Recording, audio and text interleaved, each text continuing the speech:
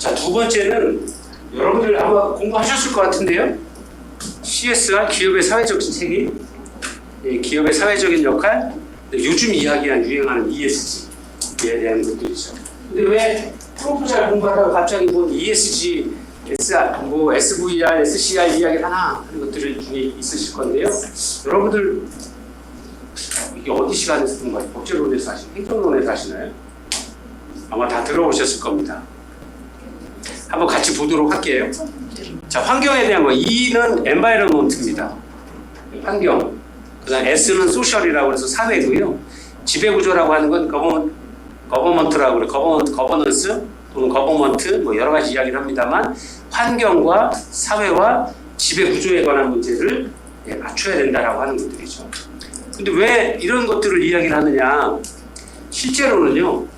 환경에 유해하게 되는 것들은 서구 유럽이나 수출을 가장 많은 수입을 하는 유럽이나 미국에서 너네 환경에 유해한 물질을 만드네?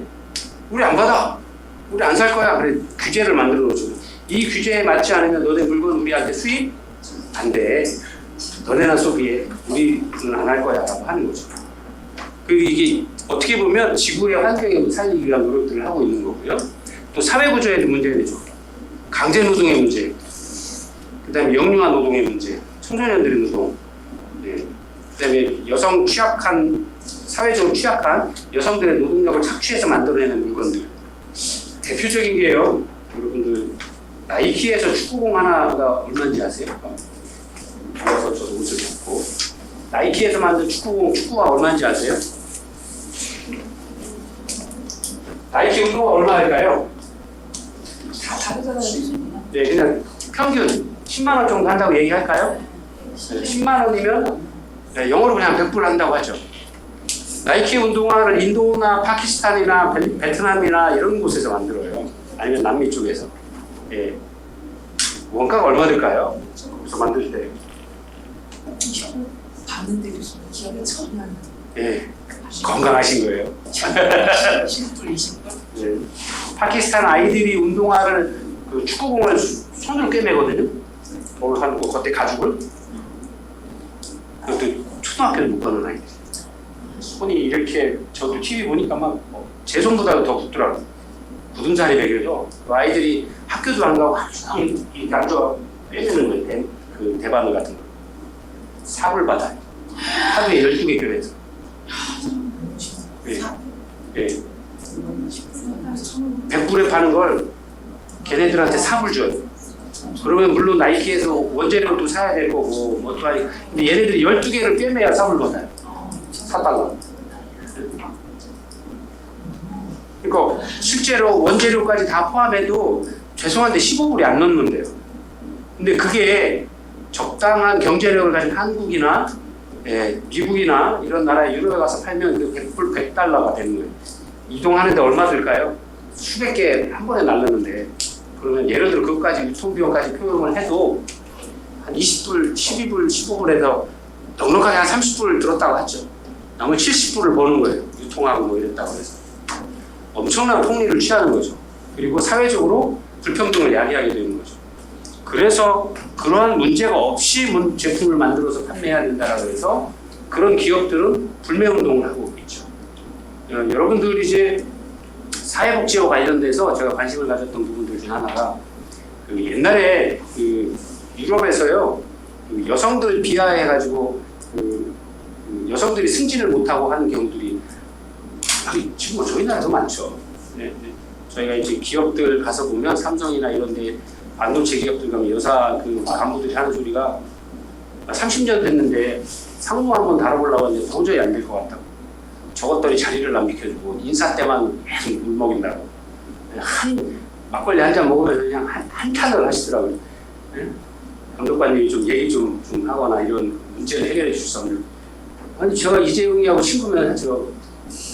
저도 돈 받고 가서 평가하는 사람인데 근데 그런 얘기를 하시더라고요. 그래서 나중에 의견으로 이런 부분들에 대한 또 정책적인 배려나 고민이 필요하다. 그리고 그래야만 너네들도 글로벌 기업으로서의 자리매김이 되고 외국에 와서 우리나라의 어떤 선진 영향이나 이런 것들, 그다음 외국에서 이야기하는 이런 어떤 사회적 환경 체계에 맞아갈 수 있을 것이다. 지금부터 준비를 해야 된다라고 의견은 알지만 뭐라고 해드릴 수는 없죠. 그런 것들에 관심을 가져야 된다라고 이야기를 하고 있는 거거든요. 지배구조에 관한 것도 똑같죠. 예. 요즘에 지금도 그렇지만 뭐 아직도 지금은 이제 많이 선진화되긴 했습니다만 1인 체제의 어떤 그 기업 분단을 움직이는 체제는 많지 않죠. 근데 우리나라가 좀 심각하긴 해요.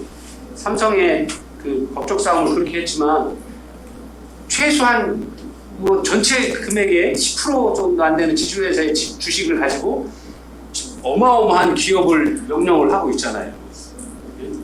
자기 것도 아니잖아요. 어떻게 보면.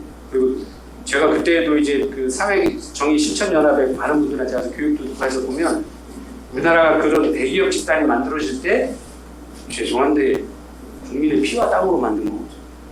전쟁 끝나고 기업을 만들 때 외국이 차관 받을 때 물론 뭐 그 사람들이 여러 가지 일을 해서 이렇게 나라를 만들기 나라를 부강하게 했다라고는 하지만 그 이면에 보면 지금 사회에서는 이해하기 어려운 일들이 많았거든요. 그러면 그렇다 그러면 기업의 사회적 책임을 이제라도 내가 다 해야 된다. 국민들의 혈세로 그 기업을 만들고 아무것도 없는 땅에서 다 만들었으니까 그 부를 너네만 다 가진다는 건 부조리하다 이거죠. 이제 기업의 사회적 책임을 다 해야 된다라고 이야기들 강하게 하는 거죠. 그런 어떤 지배구조도 기업이 건강한 사회를 만들기 위한 지배구조를 가지고 있다는 것들을 확인시켜주기 위한 방법들입니다. 그래서 그런 것들을 가지고 경영을 해야 된다라고 이야기를 하고 있죠. 근데 이게요, 제가 왜 관심을 많이 가졌었냐면 사회복지기관들도 죄송한데 여기서 크게 자유롭지 않아요. 우리나라에 100년 이상 된 그 사회복지기관들이 몇 개 있습니다. 아시나요? 네. 태화 또 네. 여러분들 많이 아는 이랜드. 네. 이랜드도 저 연세대학교가 우리나라에서 만든 대학이 아니에요. 우리나라 자본이 아니에요. 처음부터. 네. 외국의 선교사가 만든 대학이에요. 네. 그런 게 많아요. 그리고 또 여기 충남에도요 몇 개 그 기관들이 있고 한데 죄송한데 물론 초창기의 시작은 그분들이 가진 어떤 땅이나 뭐 그랬지만 죄송한데 그때만 해도 그 어려우신 분들 다 모셔서 다 하고 역사를 얘기하면 가슴 아픕니다만 인간적으로 긍휼의 마음을 가지고 하신 분도 계시지만 그렇지 않은 돈벌이로 오신 분도 많잖아요. 그리고 그런 것들이 경과가 되면서 1990년대 이후엔 자기 자본 들인 게 한 분도 없어요. 네. 다 국가에서 건물 새로 지어주고 인정해주고 한 거예요. 그리고 평가한다고 그럴 때 넌 야 내 돈으로 내가 만든 거 내가 운영했는데 니들이 뭔데 국가에서 평가를 했는데 죄송한데요. 그 사람들 자기 돈 낸 거 없거든요. 그 이후에. 그러면 국가에서 국민들의 세금으로 다 한 거예요. 그럼 평가한다라고 그러면 당연히 받아야죠. 그래서 평가에 맞추어서 지원을 국가의 지원을 받는 게 국민의 입장에서 당연한 거거든요. 근데 그렇지 않았죠.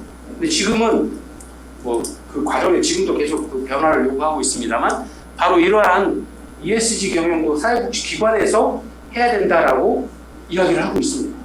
그리고 사회복지사협회의 기관협의회에서 ESG 운영에 대한 사회복지기관과 ESG 운영에 대한 세미나를 해마다 열어서 확인하고 있어요. 그래서 계속 바뀌어야 된다는 이야기하고 또 모여서 이야기하는데 죄송한데 여담입니다만 이사장들이나 이렇게 기관 그 설립자의 자녀들 오면 막 입에 담도 못할 욕을 해요 뒤에서. 끝나고 나면 또 저 뒤에 모여서 우리끼리 모여서 막 얘기해요. 야, 그 시절에 그 어려운 회사들이 재산 뺏어가려고. 근데 그렇게 생각하면 그 사람들 발전 없어요. 죄송한데 발전 없어요. 조금 더 키우고 조금 더 해서 사회와 함께 발맞추어 나갈 생각을 해야지. 내가 옛날에 제가 늘 하는 말씀처럼 내가 이 30년 했다니까 전문가라니까 라고 해봐야 자기만 30년 해보면 옛날 기술로 30년 했는데 지금 세상이 바뀌어서 지금 1년 지금 막 졸업해서 지금 열심히 공부하는 사회복지사들이 더 아이디어가 좋고 더 잘해요. 30년 해오나도 싶어. 예. 그러면 30년 했다고 뽕일 게 아니죠. 같이 가야죠. 내가 30년의 경험은 있으니 네가 하는 거와 새로운 아이디어와 나의 경험을 녹여서 앞으로 40년을 더 가자. 이렇게 가야 되는 거죠. 예. 근데 이런 것들을 꼭 아셔야 돼요. 예. 그래서 여러분들이 기관장이 되시고 어느 곳에 계시든 뭐 다 하신다 그러면 이런 어떤 역할들을 해주셨으면 좋겠어요. 그리고 또 ESG 경영을 하는 기업들이 또 이런 어떤 그 경영 철학을 가진 기관들이 훨씬 더 성장 속도도 빠르고 아까 말씀드린 것처럼 우리와 관계를 맺고 있는 다른 다양한 사회복지 기관들이나 정부기관들이나 재정지원처들이 저런 활동들을 하고 있는지를 증명을 하라는 거예요. 당신들 사회복지사무소에서 그 기업의 노동규약이나 이런 거 잘 운영하고 있죠? 다른 문제 없죠? 혹시 무슨 문제가 생겼을 때 그분들한테 어려움 주는 거 없죠? 있는지 나한테 갖고 와봐요. 노동부에 신고된 기록이나 노동부 감찰 결과나 이런 것들, 조사 결과들 다 요구해요. 또 환경에 관한 부분들, 또 이용자들에 대한 것들, 평가에 대한 것들 다 제출해야 돼요. 여러분들 보신 자료도 보면 기업이 니네 기업 설립자 대표가 누구야, 인원 구성은 누구야, 사회적 경험은 어떻게 했어, 뭐 어떤 일들을 해, 법적인 문제는 없어 다 요구해서 다 제출하잖아요. 이게 어떻게 보시면 이게 나랑 거리가 먼데 나하고 ES가 무슨 상관이야 얘기하시는데 죄송한데 안 그래요. 이게 다 녹아서 평가할 때 다 녹아 있어요. 기관에 대한 사회복지 프로포절을 제안하는 그 사회복지 기관에 대한 환경평가, 기업평가, 기업의 자산평가, 경험 다 요구하고 있어요. 그래서 그 기업에 대한, 법인에 대한 어떤 사회복지 기관에 대한 대비를 제출을 못하면 최근에 서류심사에 탈락이에요. 요구했던 거 10가지 제출 안 하면 10가지인데 9가지밖에 안 했네? 9가지니까 봐줘요. 없어요. 서류심사 끝이에요. 근데 그런 것들이 바로 이런 ESG에 대한 것들, 환경에 대한 것, 근로자에 대한 것, 또 이용자에 대한 것, 가족에 대한 보호, 그 다음에 지역사회의 연관성, 그 다음에 자산은 얼마가 있는지, 부채는 얼마가 있는지 다 확인해야 돼요. 그래서 우리가 돈을 줬는데 지네 부채 갚는 데 쓸 수도 있잖아요. 아니할 말고 다 확인해요. 그러니까 이게 실제로는 나와 먼 얘기 같지만 실제는 아니라 실제 이게 현장에서 지금 이루어지고 있는 거예요. 그래서 여러분들이 이런 것들을 충분히 아셔야 그런 부분들에 대해서도 같이 맞춰 나갈 수 있어요. 일부 예를 들어보면요, 환경에 대한 것들도요, KCS 모금 기준, 리더십과 지배구조, 운영관리에 대한 것, 운영 및 성과에 대한 것, 이해관계자들과의 소통에 관한 것, 법제도 규범도 다양하게 있어요. 이런 것들 사회복지기관들도 다 이렇게 연관되어 있어요. 그래서 그런 기관에 대한 서류를 제출하라 그럴 때 다 포함되어 있죠. 한번 같이 보실까요? 3분이면 완성되는 시용경제. 기업의 역할과 사회적 책임. 좋은 기업이 좋은 사회를 만든다. 만약 기업이 이익에 집중했다면 여기저기서 수감을 시작할 것이다. 기관이라고 한번 놓으셔도 하지만 기업이 정말로 훌륭한 제품을 만든다면 이익은 저절로 따라올 것이다. 만약이라는 단어로 시작한 이 발표는 스티브 잡스가 2007년 샌프란시스코에서 열린 맥월드 2007에서 했던 말입니다. 살다 보면 획기적이고 혁신적인 제품이 우리 모두의 삶을 바꿉니다. 새로운 사업 기회를 포착하고 혁신적인 사고를 통해 나타난 그의 기업가 정신.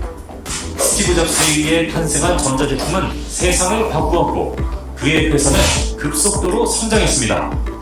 하지만 이제는 경제적 이익과 함께 사회적 책임도 생각하는 기업이 등장했습니다. 이러한 기업들은 이윤 추구 과정에서 발생하는 환경오염 등 사회 문제를 해결하기 위해 사회적 책임을 이해하려 노력합니다. 예를 들어 미국의 소프트웨어 기업 S사는 그 회사만의 사회적 책임 CSR을 실천하고 있습니다. 1% 가치 환원, 회사 자산에, 회사 제품에 직원들의 업무 시간의 1%를 지역사회와 비영리 부문에 공헌한다. 111 자선 모델입니다. 이 프로그램을 통해 직원들은 5만 시간 이상의 봉사활동을 했으며 4억 600만 달러 이상의 보조금을 4만 개 이상의 비영리 단체 및 교육기관에 기부했습니다. 그 다음으로 살펴볼 기업은 150년 역사를 자랑하는 스웨덴 W그룹입니다.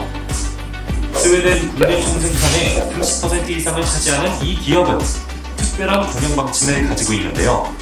기업의 소유권과 경영권을 보장받는 대신 회사 이익금의 85%를 법인세로 환원하여 대학, 도서관, 박물관 건립 등 공공사업에 투자하는 방법으로 노블리스 오블리주 정신을 실천하고 있습니다. 이외에도 많은 기업은 윤리적, 경제적, 자선적, 법적으로 사회적 책임을 다하고자 노력합니다. 더 나아가 이제는 CSR을 넘어 공유가치 창출과 ESG 기업 경영 시대로 나아가고 있습니다. 2003년 등장한 CSV, 공유가치 창출은 CSR에서 확장된 개념으로 사회적 문제를 해결하는 과정에서 큰 사업의 기회가 생긴다는 것입니다. CSR이 선행을 통해 기업의 이윤을 사회에 환원하는 것이라면 CSV는 기업과 지역사회의 생생을 통해 장기적으로 더 큰 성과를 거둘 수 있다는 것이죠. 최근 기업 경영의 화두는 ESG입니다. ESG 경영은 환경보전과 사회균형, 지배구조 개선의 관점에서 기업의 지속가능한 발전을 목표로 합니다. 특히 투자자가 기업 투자를 결정할 때 ESG를 평가 지표로 삼아 투자를 합니다. 따라서 ESG는 기업이 투자를 받기 위한 노력 등을 측정하기 위한 복합적인 지표라고 볼 수 있습니다. 기업의 힘은 단순히 돈을 벌 수 있는 능력이 아니야. 사회에 공헌할 수 있는 능력임을 깨달아야 한다. 기업이 사회적 책임을 다할 때 사회는 풍요로워지고 사람들의 삶의 질은 높아지며 지구 환경과 인류의 미래가 밝을 것입니다.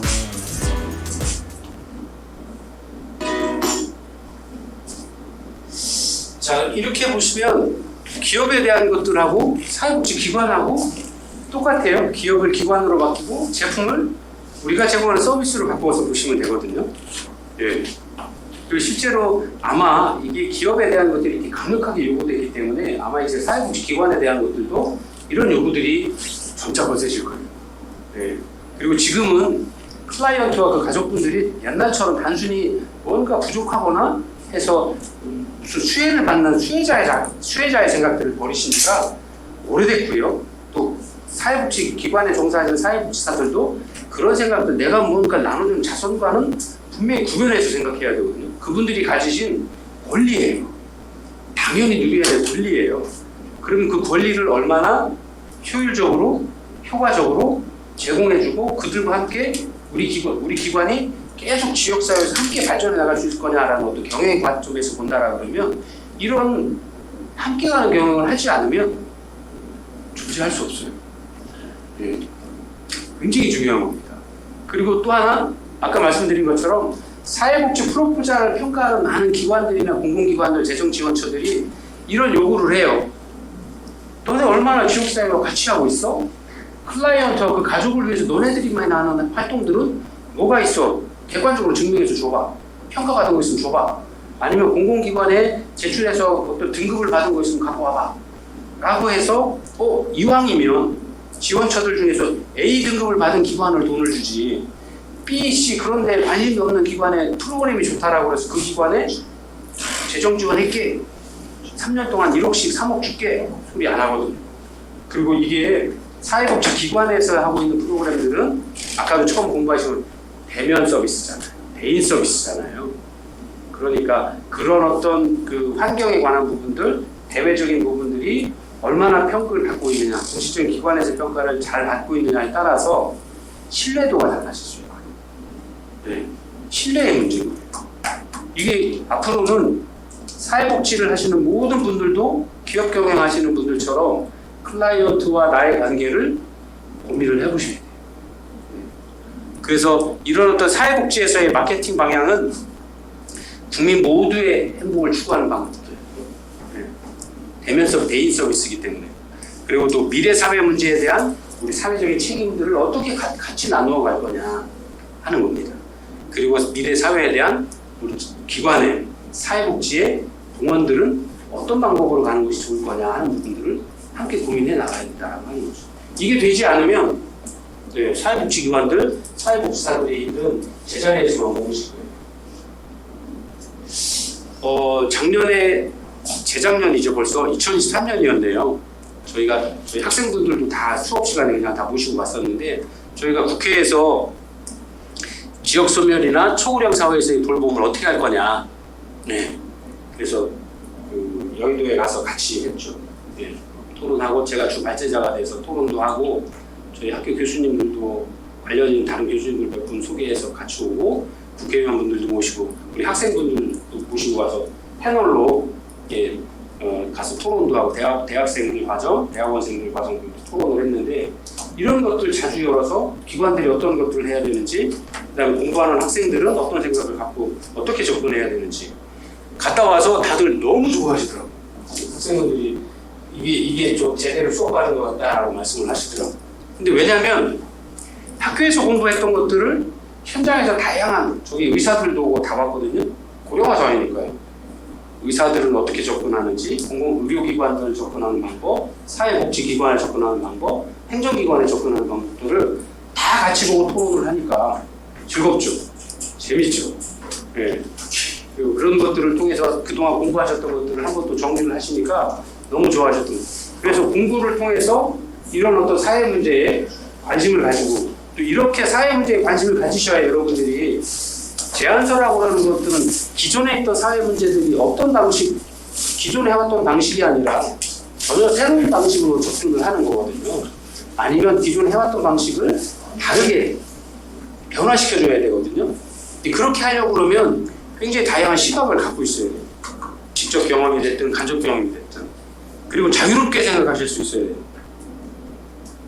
엉뚱한 생각도 하실 수 있어야 돼요. 그래야 이전에 했던 것과는 좀 다르게 접근할 수 있게 되는 거죠. 그래서 그런 시간들을 좀 가지셨으면 좋겠습니다. 그리고 잠깐 쉬었다가요. 계속 걱정을 하셔서 중간고사, 기말고사에 대한 것도 한 번 더 설명을 드리도록 하겠습니다.